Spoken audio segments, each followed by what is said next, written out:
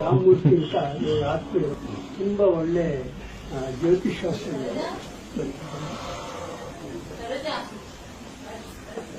ಬಹಳ ಒಳ್ಳೆ ಹೆಸರು ಪಡೆದಿದ್ದಾರೆ.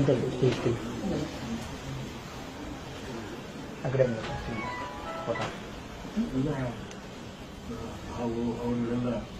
ಎಲ್ಲ ಅಧ್ಯಯನ ಮಾಡಿ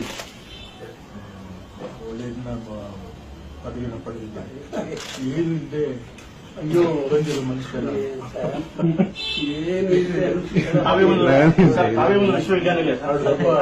ಅದಪ್ಪ ಶ್ರೀನಿವಾಸ ಹೊತ್ಕೊಂಡು ಅದೇ ನನ್ನ ಮೂರು ದೇವರು. ನಾವು ವಿಶ್ವವಿದ್ಯಾಲಯದಲ್ಲಿ ಓದೋರು, ತಾವೇ ದೊಡ್ಡ ವಿಶ್ವವಿದ್ಯಾಲಯ ಇದು ನಮಗೆಲ್ಲ ಏನಾದ್ರು ಒಂದು ಸ್ವಲ್ಪ ಅಲ್ಪ ಸ್ವಲ್ಪ ಏನಾದ್ರು ಒಂದು ಒಳ್ಳೆತನ ಅಂತ ಇದ್ರೆ ಅದು ಅವರ ಅನುಗ್ರಹ, ಅವರ ಪ್ರಸಾದ, ತಂದೆ ತಾಯಿಗಳ ಪ್ರಸಾದ. ಇದು ಬೇರೆ ಯಾವ ಥರದಲ್ಲೂ ಮುಂದೆ ಬಂದವರಲ್ಲ, ಅಥವಾ ಒಂದು ಅಭಿನಯದಲ್ಲೋ ಒಂದು ಸಾಹಿತ್ಯದಲ್ಲೋ ಯಾವ ಥರದ ತಿಳುವಳಿಕೆಯಿಂದಲೂ ಕೂಡ ಮುಂದೆ ಬಂದವರಲ್ಲ. ಎಲ್ಲಾದ್ರಿಂದ ದೂರ ಇರೋರು, ಎಲ್ಲ ನಮ್ಮನ್ನು ನಾವು ನಡೆಸ್ತವರು ಹೊರತು ಆಯ್ತು ನಾನೇ ನಡ್ಕೊಂಡು ಹೋದವನಲ್ಲ.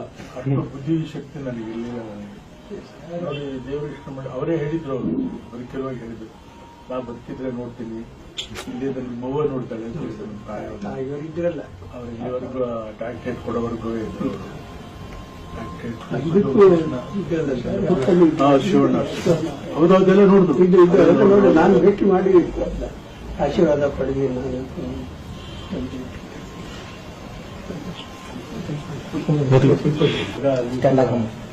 ಮಗನ ಕರ್ಕೊಂಡ್ಬರ್ಬೇಕಿತ್ತು. ಅಲ್ಲಿ ನರ್ಸರಿಯಿಂದ ನಮ್ಮ ಅವ್ರನ್ನ ಕರ್ಕೊಂಬಂದಿಲ್ಲ. ಅವ್ರನ್ನ ಮೊಮ್ಮಗಳಲ್ಲಪ್ಪ ನನ್ನ ಫ್ಯಾನು ಮಗು ಇದ್ದಾರೆ.